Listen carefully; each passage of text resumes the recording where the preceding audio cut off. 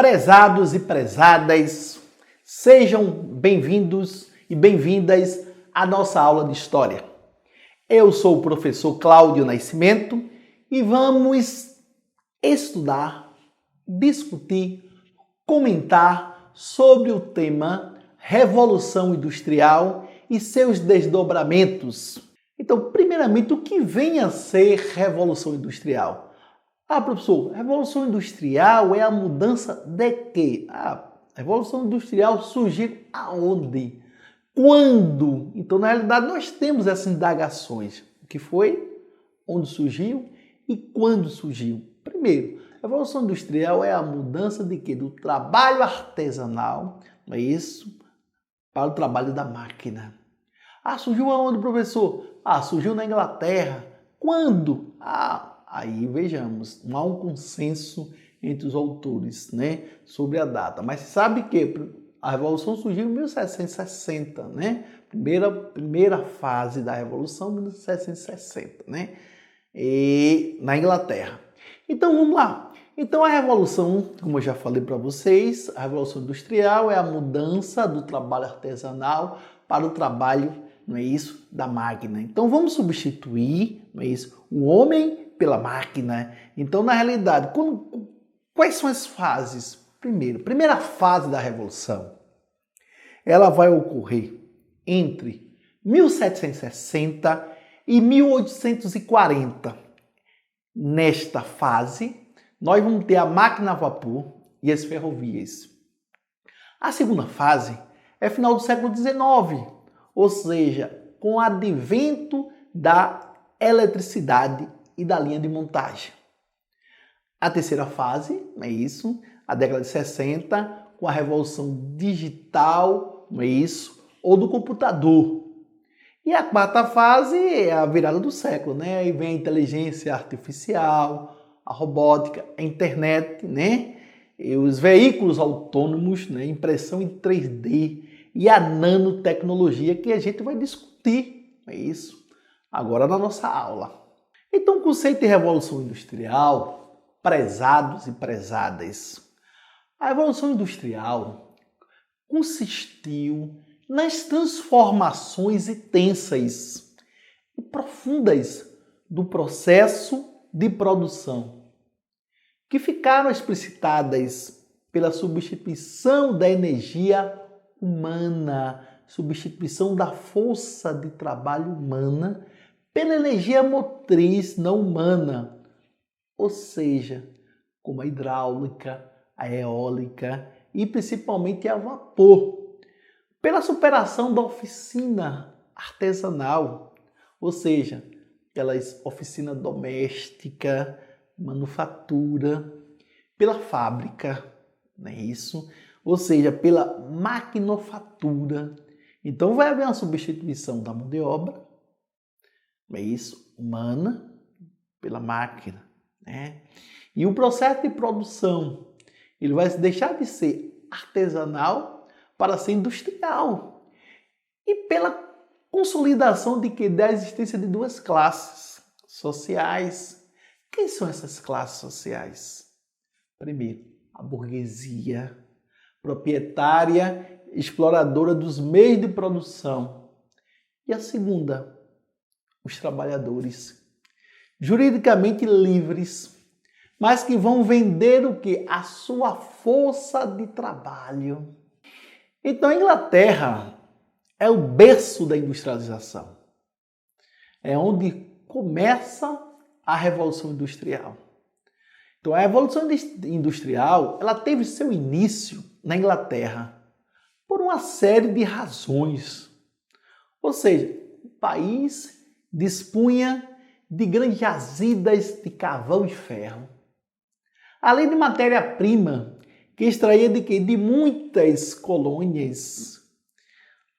Outro ponto interessante é que os comerciantes ingleses desejavam atender à demanda crescente de mercadoria.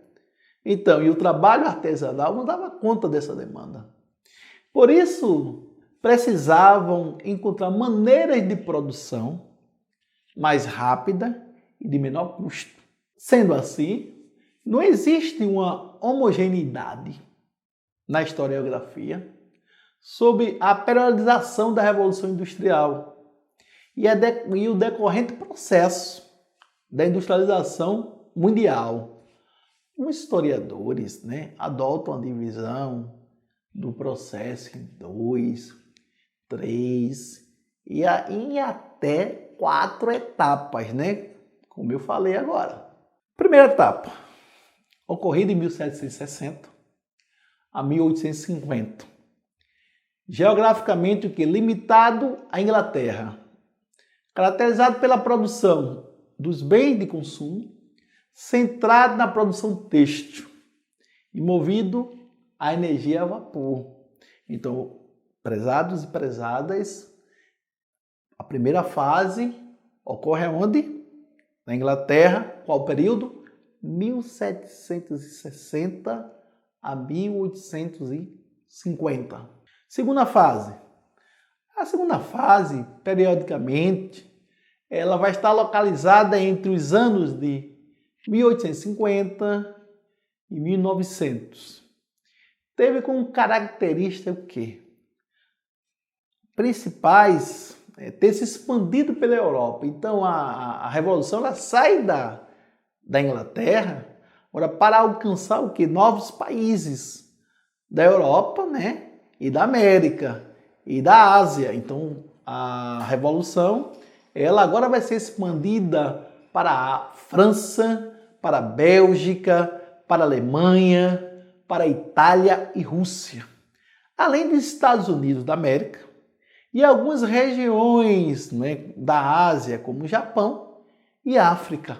Então, observe, então ela deixa de ser algo exclusivo só da Inglaterra, passando agora o quê? A integrar outros países, a fazer parte de outros países.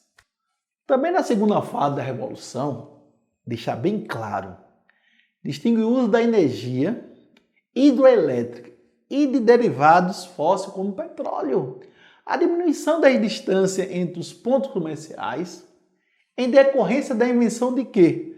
Da locomotiva e do barco a vapor. Então, aí vocês vão ter aí a questão do surgimento da locomotiva, do barco a vapor, de grande relevância, né? Terceira fase, 1900 a 1980, né? Marcada pela formação de quê? Das grandes multinacionais, a automatização do processo produtivo, a produção em série, o avanço da indústria química, eletrônica e a comunicação e o uso do robô, né? Então, na realidade, aí vocês vão ter, de 1900 até 1980, um processo bastante interessante. Ou seja, o surgimento aí de uma nova era onde vai se destacar a questão da produção industrial em série, não é isso? O aumento da produção química, né? E principalmente o uso do robô, né? O surgimento da robótica. Quarta fase, etapa refere-se às transformações ocorridas após 1980. Aí vai ser identificada através do uso intensivo da informática, né? Que prova o que? O aligeiramento e a intensificação da produção e da circulação de mercadorias, né? Então, como eu falei logo no início, aí nós vamos ter, na realidade, uma nova era, a era digital. Ou seja, tudo marcado pelo quê? Pela informática. Eficiência produtiva, dos meios de quê? Dos meios da informática, da informação. Vocês têm aí a imagem da primeira revolução industrial, né? E é uma indústria têxtil, né? Então aí vocês vão ter uma linha de produção, né? Causas da revolução industrial na Inglaterra, né? Capitais acumulados. Aí vocês vão ter dentro dos capitais acumulados colônias, acordos comerciais na Europa. Nós vamos ter a disponibilidade de mão de obra devido ao cercamento de campos, é isso. Matéria-prima disponível, né? Reserva de ferro e carvão. Produção de lã, né? Indústria têxtil, né? Pioneirismo inglês. Então, por que a Inglaterra se tornou hegemônica, né? Porque a Inglaterra teve um pioneirismo. Primeiro, mercado consumidor.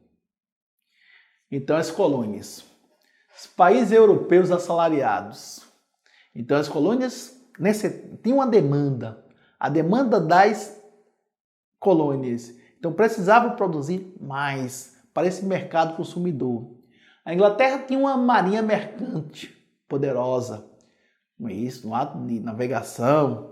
A burguesia estava no poder, não é isso? Devido ao parlamento, à Revolução Gloriosa.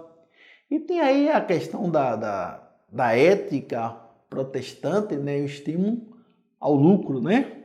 Cabe destacar que até o século XVIII, toda a energia era produzida pela força do homem.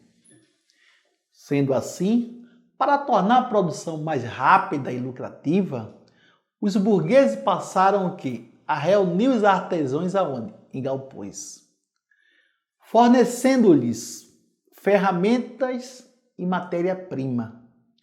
Entretanto, em troca, os artesãos recebiam um salário fixo. Porém, surgiram as primeiras manufaturas, as primeiras unidades de produção capitalista dentro da Inglaterra, antecessoras à fábrica moderna. Antes da Revolução Industrial, nós tínhamos o artesanato, que era o estágio primitivo da elaboração dos artefatos. Não possuía divisão do trabalho. Tínhamos também a manufatura, que era o estado intermediário entre o artesanato e a indústria. Presença de algumas máquinas e divisão, né, de trabalho, mas a produção dependia de quê? Mais da força humana. Aí surge aí a questão da indústria de tecidos, né? A máquina de fiar que acelerou a fabricação de tecidos, né? No início da Revolução Industrial, né? Então, no início da Revolução Industrial, a máquina de fiar que acelerou a fabricação de tecido. O maquinário têxtil inglês, né? A automação crescente foi a marca da Revolução Industrial. Durante séculos, a fiação de tecido foi feita com um instrumento chamado roca, acionado por meio de quê? De um pedal, que só era capaz de produzir um fio de cada vez. Vejamos, durante séculos a fiação foi feita com um instrumento chamado roca, acionado o quê? Por meio de um pedal, que só produzia um fio cada vez. Em 1780, nós vamos ter uma explosão. Já havia 120 fábricas de tecidos na Inglaterra. A primeira locomotiva a vapor, ela vai ser construída em 1804, não é isso? Pelo engenheiro inglês, o Richard, né? Inicialmente, eram utilizadas para transportar o carvão que era retirado da onde? Das minas. Em 1830, as locomotivas a vapor começaram o transporte de cargas e passageiros. Ou seja, inicialmente, em 1804, transportava só carvão retirado das minas. Em 1803 e 30, né? 1804, utilizava só para transporte do carvão. Em 1830, a locomotiva começaram a transportar o quê? Cargas e passageiros. O trabalho, como era o trabalho na Inglaterra na primeira fase da Revolução Industrial? Então, primeiro, o trabalho, na realidade, os trabalhadores enfrentavam duras condições no início da Revolução Industrial. Por que eles enfrentavam duras condições no início da Revolução Industrial? Porque a jornada de trabalho era de 12 a 14 horas por dia. 6 dias por semana. Os salários eram baixos. E mulheres e crianças trabalhavam nas fábricas recebendo um salário ainda menor. Então, prezados, observe as condições de trabalho. Trabalho precário, salários baixos, excessivas horas de trabalhos, e os trabalhadores não podiam votar, os sindicatos eram proibidos, e trabalhavam, eram proibidos, e além do mais, trabalhadores trabalhavam em péssimas condições de higiene e segurança. A partir da proibição, alguns trabalhadores começaram a se unir em sindicatos. Então, surgiram então os movimentos grevistas, né? E começaram a ser organizados. Então, para conter a revolta dos trabalhadores, algumas leis foram aprovadas ao longo do século XIX. A proibição dos sindicatos foi revogada. Em 1832, a maioria dos cidadãos já tinham o direito ao voto, né? Os principais avanços científicos e tecnológicos conhecidos nessa fase, da primeira fase. A gente vai falar da primeira fase. Quais são os avanços científicos e tecnológicos que ocorreram nessa fase? Primeiro, a descoberta da vacina contra a varíola. O desenvolvimento da máquina a vapor e criação da locomotiva. Aí também vamos ter o navio a vapor. Produção de alimentos em conserva. Fotografia. A invenção do telégrafo. Olha. A invenção do revólver. Invenção da bicicleta. E aparecimento de indústria têxteis, como a do algodão. Uso do éter como anestésico. Então, isso aí foi uma das grandes transformações ocorridas na primeira fase da Revolução Industrial dentro da Inglaterra, de 1760 a 1850. Agora nós vamos para a segunda fase da Revolução, né? Então, na realidade, vocês vão ter uma invenção da locomotiva, né?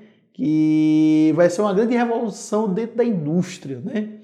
A locomotiva, conforme vocês têm aí a imagem da segunda revolução, que nós colocamos aí, é isso, a foto de uma locomotiva. Esse período, cabe destacar, ele representou avanços não só tecnológicos, mas também geográficos. Ele vai representar um momento em que a revolução ela deixou de se limitar-se à Inglaterra.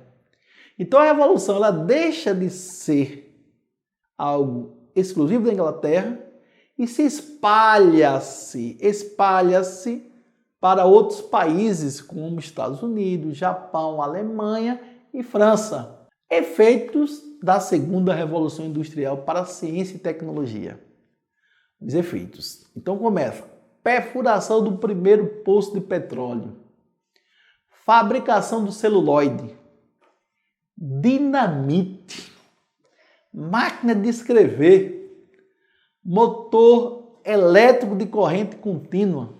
Então nós temos, além, a invenção do telefone, o fonógrafo, a lâmpada elétrica, né? O automóvel, o telégrafo sem fio, o cinema, né? Que é uma das maiores invenções, né, desse período, o balão dirigível, né? Então agora nós vamos ver a terceira revolução industrial. Então a terceira revolução industrial, ela representa o desenvolvimento tecnológico no campo científico. Dessa forma, ela inicia-se na metade do século XX, após o fim da Segunda Guerra Mundial. E ficou conhecida também como a Revolução Técnico-Científica. A principal mudança representada por essa fase está associada ao desenvolvimento tecnológico, atribuído não só ao processo produtivo, mas também ao campo científico. A industrialização, nesse momento, ela vai espalhar-se pelo mundo. As principais consequências da terceira revolução industrial foram muitos avanços no campo da medicina, criação de robôs capazes de fazer trabalhos minuciosos e mais precisos, técnicas na área da genética que melhoraram a qualidade de vida da população. Consolidou-se o capitalismo financeiro. Tivemos também um aumento no número de empresas multinacionais. Vamos ter a maior difusão das informações e notícias, integrando o mundo todo instantaneamente, né? Então vamos ter um aumento dos impactos ambientais, né, que vai ser significativo, esgotamento dos recursos naturais, a preocupação com o desenvolvimento econômico que vai explorar os recursos naturais sem preocupar com as gerações futuras. Gerando o quê? Gerando a necessidade de buscar um modelo de desenvolvimento sustentável. Nós vamos agora, prezados e prezadas, entrar na última fase da Revolução Industrial e seus desdobramentos. É a quarta Revolução Industrial. O que significa a quarta Revolução Industrial? Então, como vocês percebem na imagem, nós temos aí a quarta revolução e uma pessoa em frente a computadores. Então, na realidade, a quarta revolução ela é a mudança pelo mundo digital. Então, essa revolução, a quarta revolução, ela vai ser empregada, e isso vai ter algumas características, com inovações tecnológicas em curso. Mas quais são as inovações que permitem a quarta revolução industrial? Inteligência artificial. Aí está o campo, é isso, da ciência, da computação, campo da informática, né? Ou seja, com a inteligência artificial. A robótica, né? Então a robótica, na realidade, que vem trazendo, né, de forma bastante relevante contribuições para as diversas áreas. A internet das coisas, né? Então a internet que ela facilita o modo de vida da sociedade. Os veículos autônomos, né? Então é uma discussão hoje dentro dessa grande revolução, a questão dos veículos autônomos, a impressão em 3D. No campo da física, a nanotecnologia, né? Então, essa nanotecnologia, algumas pessoas vão perguntar, professor, qual é a função desse campo da física? Aí vocês vão ter na ótica, né? Então, a nano vai a várias contribuições, a biotecnologia e o armazenamento de energia e computação quântica, né? Então, essas são as inovações. O que distingue das outras revoluções? O que vai diferenciar, o que vai distinguir a quarta revolução da primeira, da segunda, da terceira? A velocidade, a amplitude, a profundidade, a fusão de quê? De tecnologias e a interação entre os domínios físicos, digitais e biológicos. Coisa que nós não temos nas três primeiras revoluções e vamos ter hoje na atualidade, né? Mudança sistemática e profunda, né? Quais são as mudanças? Ah, professor, nós vamos ter aí o Uber, ou seja, o Google, o WhatsApp, é isso? Ou seja, o Uber, a maior empresa, para vocês terem uma ideia, de táxi do mundo, e não possui sequer um veículo. O Facebook, proprietário de mídia popular do mundo, não cria nenhum conteúdo. Prezados e prezadas, aqui me despeço, né? Então, espero que tenham aproveitado essa aula, que esse conhecimento passado aqui nessa aula seja de grande relevância para vocês, porque nós buscamos aprofundar a questão da Revolução Industrial e os seus desdobramentos. Então, começamos com a definição de revolução, passamos pelas fases da revolução, primeira, segunda, terceira e quarta fase. Então, mostramos a vocês o que foi a revolução, onde surgiu a revolução, as causas da revolução e as consequências da revolução. As consequências da revolução. Então, hoje nós temos, na realidade, uma revolução que traz consequências no mundo do trabalho, como lá inicialmente trouxe e hoje se agravou. Nós temos uma revolução que é de primordial importância para a sociedade, que fez, na realidade, com que o trabalho do homem avançasse. Mas esse avanço, essa eficiência do trabalho tem um preço muito alto, que são as consequências. Então, eu espero que vocês aproveitem este conteúdo sobre a Revolução Industrial e seus desdobramentos. Aqui eu me despeço.